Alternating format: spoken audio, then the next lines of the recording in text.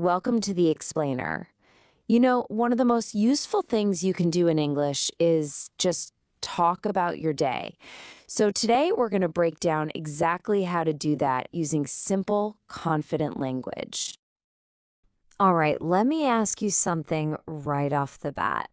Just for a second, think about your own day. What does it usually look like?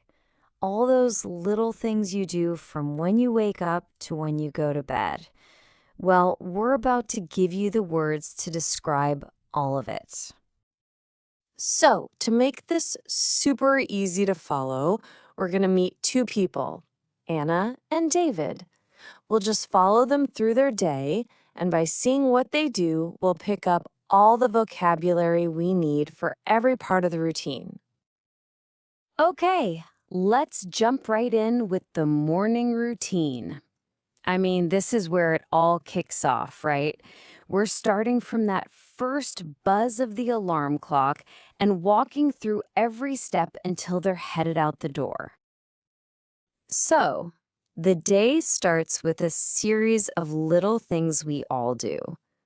Around 7 a.m., the alarm goes off and they wake up. You know, their eyes open. Then, a moment later, they actually get up. They're out of bed. From there, it's the usual. Go to the bathroom, wash their face, brush their teeth, and finally get dressed for the day. Now, breakfast.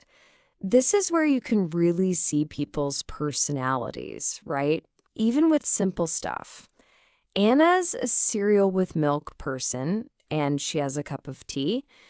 David, on the other hand, he goes for toast, maybe with some jam or butter, and of course, coffee.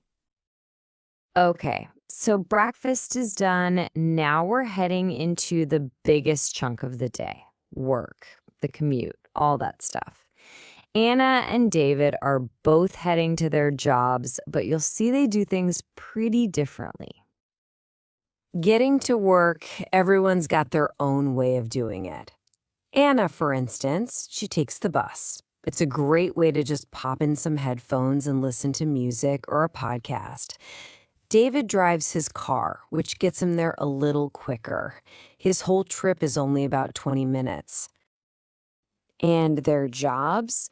Totally different worlds. Anna's is super social. She's in a bookstore, helping customers find what they need all day. David's in an office, so his day is more about being on the computer and making calls, a bit quieter, for sure. But, you know, no matter how different their jobs are, their schedule is pretty classic.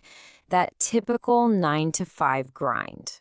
They both start at 9 a.m., grab a lunch break around 1 p.m., and then they're heading home at 5 p.m. A very familiar structure for a lot of us. And hey, just like breakfast, lunch is another place where the routines split off. Anna is all about planning ahead, so she brings her own sandwich and some fruit. David likes to buy his lunch, maybe grabbing a salad or some soup from a cafe nearby. And this really brings up a super important point. You don't need fancy, complicated words to get your point across. Honestly, just talking about your day with simple sentences, that's how you build real confidence. It's incredibly powerful. All right, the workday is finally done. Phew! So what happens next? Let's check out how Anna and David wind down when they get home. It's all about shifting gears from work mode back to personal time. You know that feeling of walking through your front door after a long day? It's all about that transition. And for both of them, the first order of business is changing into some comfy clothes. Best feeling ever, right? Then they just take a few minutes to sit down and rest. So, how do you relax? We see two totally different styles here. Anna's all about chilling out on the sofa, nice and quiet. But David, he needs to get moving. He likes to go for a half-hour walk in the park to clear his head. Dinner time. And it looks like both of them like to cook, which is cool.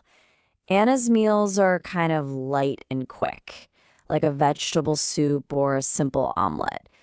David goes for something a bit more substantial, like pasta or maybe some chicken and rice. All really common meals, easy to talk about. Okay, we're on the home stretch, the evening. How do they wrap up the day before hitting the hay and doing it all over again? Their free time in the evening is pretty chill. You know, the usual stuff. Maybe they'll curl up with a good book or catch a movie on TV. Sometimes they'll put on some music or just call up family for a chat. And get this, even their shower schedules are different. It's kind of funny, right? Anna loves a warm shower at night to relax and get ready for sleep. David, though, he's a morning shower person. He uses it to wake himself up. When it's actually time to go to bed, they're pretty similar. David turns in a little earlier, around 10:30, and Anna's not far behind at 11. Gotta get that rest to be ready for the next day, right? And that's a wrap on their day. So now it's over to you. Think about it. What's your breakfast situation? Are you more of an Anna with cereal or a David with toast? Just starting with that one simple question is a fantastic way to begin telling the story of your day in English.